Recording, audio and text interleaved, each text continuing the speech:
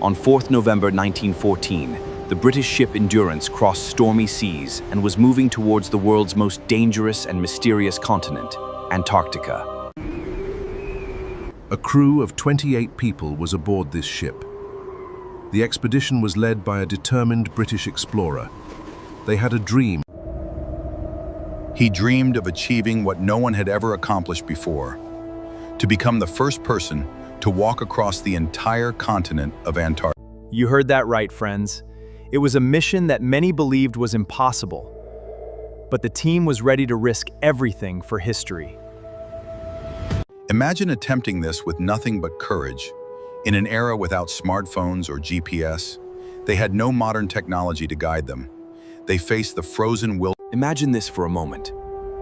There were no smartphones, no GPS, no modern technology, yet they were about to step into one of the coldest places on Earth. Blinding snowstorms, freezing winds, temperatures that could kill in minutes. Yet his goal never changed, to walk across Antarctica from...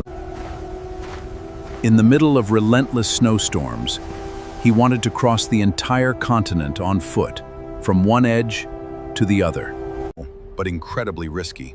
Their ship would sail through the deadly Weddell Sea, reach Antarctica's coastline, and from there, the expedition would begin. Take a look at the map. The mission was to land at this exact location, begin the long trek toward the South Pole, and then keep moving until they reached the Ross Sea. Every step would take them deeper into one of the harshest places on Earth. The mission was to land at this exact location, begin the long trek toward the South Pole, and then continue on foot until they reached the Ross Sea. Their plan was to land here exactly and start trekking to the South Pole. After crossing it, they would continue on foot to the Ross Sea. The journey would cover an astonishing 2,900 kilometers across one of the harshest environments on Earth.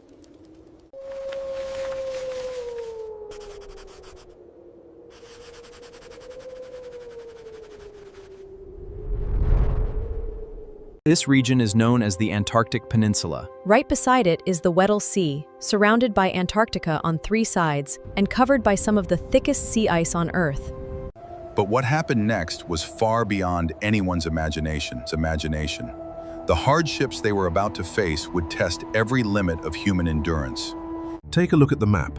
These islands sit just off the southern tip of South America. Right below them lies the Antarctic Peninsula, the gateway to one of the most unforgiving places on Earth. Because the Weddell Sea is surrounded on 3 sides, the ice has nowhere to escape. Over time, it builds into a massive, permanent layer of sea ice. This makes these waters incredibly dangerous to navigate.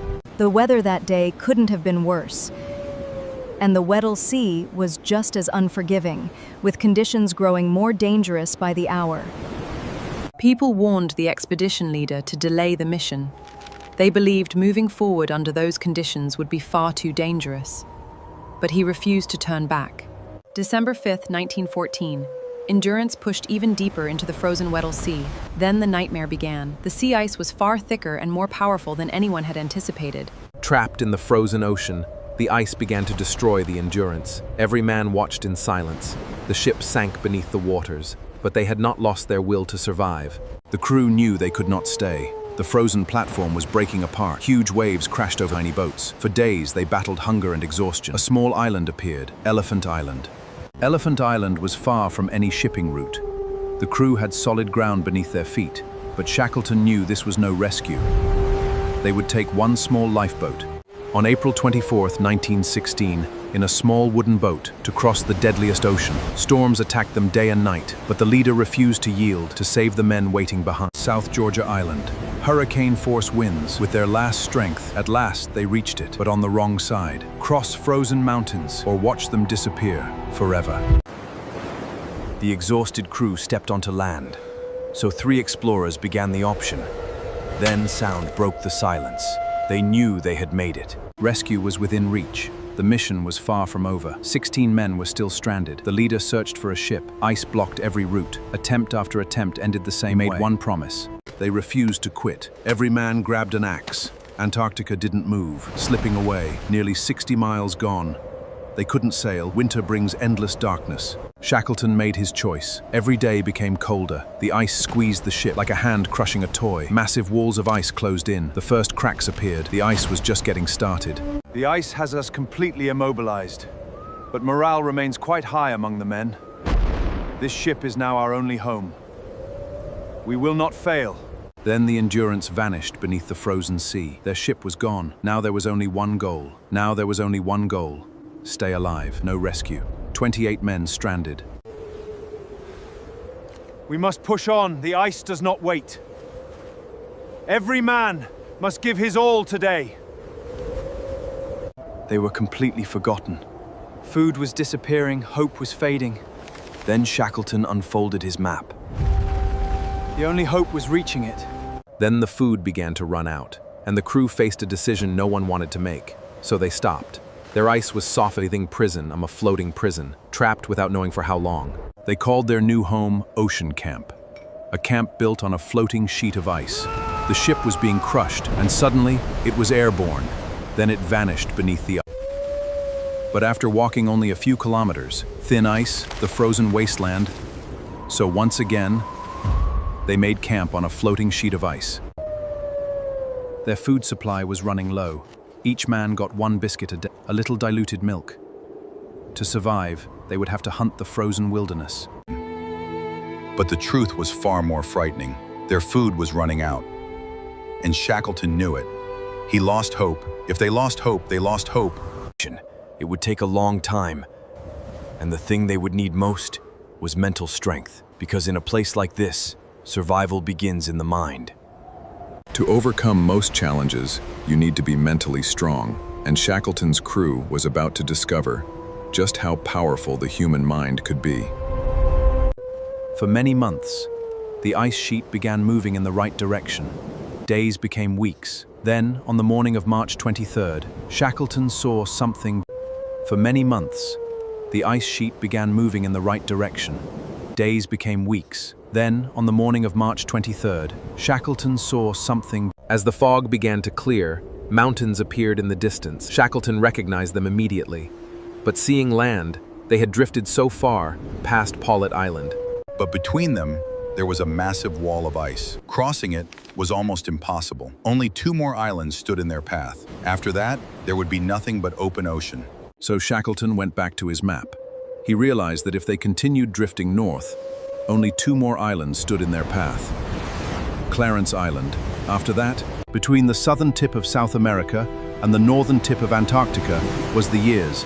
If they reached and knew the truth, they would almost certainly dice. Meanwhile, shortage had become severe. Even the leftover scraps once set aside for the dogs, they held small cans of melted the ice. But each time, they could collect only a few. There was another detail. 28 were officially, but they were supposed to be only 27. Shackleton refused to let Blackborough join, but he hid aboard and was discovered. They ran out of food. The crew had reached a point. They had no food, no fresh water, and no way to contact the world. A sea leopard. The crew hunted it, provided half a ton of meat. Their food shortage eased for months. Then, on April 7th, 1916, after months of drifting across the ice, hope with the crew. But then, within just a few hours, the ice sheet beneath their camp was getting smaller. By now, it was only about 50 meters long. Staying on it was becoming increasingly dangerous. So Shackleton made a decision. Eventually, they found another solid sheet of ice. Fireman Ernie Water. The rest of the crew rushed to pull him out before they could even catch their breath. The ice sheet split in 2. Shackleton was suddenly stranded on one side of the broken ice, while the rest of his crew was swept away into the darkness on the other side. No one knew what to do. A few crew members, and Shackleton was brought back to his men. After reuniting with his crew, Fireman was shivering violently. As nothing was done to light a fire, ordered and using wholeness to keep moving, dried the clothes on his body. The poor man kept walking through the entire night, and eventually moved one way. They believed they would reach Clarence Island. They even considered Hope Bay. But finally, Elephant Island was their last hope. They were drifting on a melting ice sheet. Their fresh water was completely gone. Their lips were swollen thirst. They ate raw seal meat to survive, drifting toward Elephant Island. Having been through hell, this rock seemed like heaven. For the first time! Not on ice. They did not know, could not move legs, and Rickinson, Heart attack. somehow, he survived. Now only about 50 kilometers away from Elephant Island. The crew 1916. The 3 small boats reached the island ice and ocean. They were finally standing on solid land. Still, the expedition pressed forward without turning back. Then, on January 18, 1915, disaster struck. Endurance became completely locked in the ice. Sea ice closed in from every direction, trapping the ship completely. No matter what the crew did, Endurance wasn't going anywhere. The mission was slipping away. The ice was thicker, stronger, but Shackleton refused to turn back. The ship became hopelessly trapped. They attacked the ice by hand, carried closer to disaster. Days turned into weeks, trapped in the frozen sea. Winter was closing in, tightening its grip. The ship began to break. Then, hope appeared. A long crack opened in the frozen sea. Bare determination, instead of escaping, carried them farther into the unknown. But their biggest problem was still waiting. Elephant Island was completely uninhabited. No humans lived there. There were no rescue supplies. Shackleton looked at the map, and he saw 3 possible routes to the northwest. And the third option, Wade, nearly 800 kips to the northeast. The options were closer, but that meant crossing the Drake Passage. The leader knew what that meant. Super Island. He believed the sea would give them a chance, and they would achieve it, and the remaining crew would stay behind on Elephant Island. Their survival would now depend on a small boat crossing the most dangerous waters on Earth. On April 24, 1916, the expedition leader and 5 crew members set out for South Georgia Island. But they were small wooden option. They entered the For 4 hours. Then they resting in a tiny wooden boat. Waves drenched them. They were constantly vomiting. Meanwhile, the journey continued through the freezing darkness. It was April. Winter was beginning in Antarctica. The sun appeared for only a few hours each day. Those few hours of daylight were critical. Water constantly poured. They had to pump it back out. Massive waves crashed over them. The boat nearly sank. It seemed they would, but they survived and kept moving forward. They had some food with them, but there was another problem. There was barely enough room to sit upright. Even the leader's courage became unbearable, the journey was becoming too... The storm suddenly became violent. The waves grew completely uncontrollable. The men had almost no strength left. Finally, their storm tossed their boat. From one side to the other. Then, several hours later, the winds finally began to calm.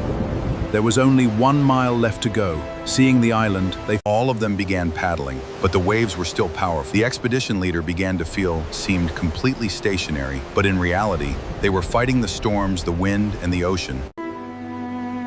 From which they had begun their journey 522 days early. They hugged each other, but this was not your island. South Georgia Island was more than they had landed. It was on the opposite side of the island from the human settlement. They now had 2 choices. They could return to the sea and sail 130 miles across the mountains on foot. Cross this island on foot. So naturally, they chose the boat. But of course, there was another problem. Their boat had been badly damaged by the rough waves. They would have to cross the island on foot. The alternative was to attempt crossing the island. South Georgia had never been crossed by anyone. The whalers considered the land completely inaccessible. Crossing, they decided to rest. They stored their strength. There was no shortage of food on the island. Then, on May 16, at 3 in the morning, they began their journey. Only 2 other crew members went with him. They were Worsley and Crean. They left their sleeping bags behind to make the journey as light as no one knew exactly where them across the mountains. The snow was up to their knees.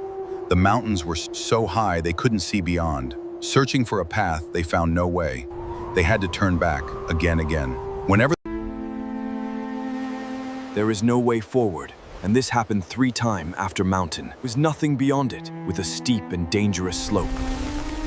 With the mist finally clearing, they saw what they had mistaken for a frozen lake, but it was actually an arm of the sea. They climbed mountain after mountain, searching for a way through. Only a deep valley with a steep and... The situation looked grim. Fog had blocked their retreat. Darkness covered the path ahead. They literally carved their own path down the mountain. The situation looked grim. Fog had blocked their retreat. Darkness covered the path ahead.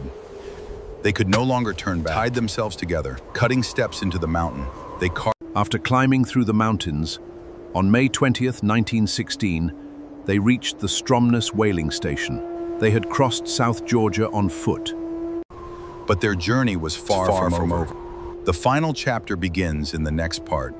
Subscribe to Believe and Achieve, and don't miss what happens next.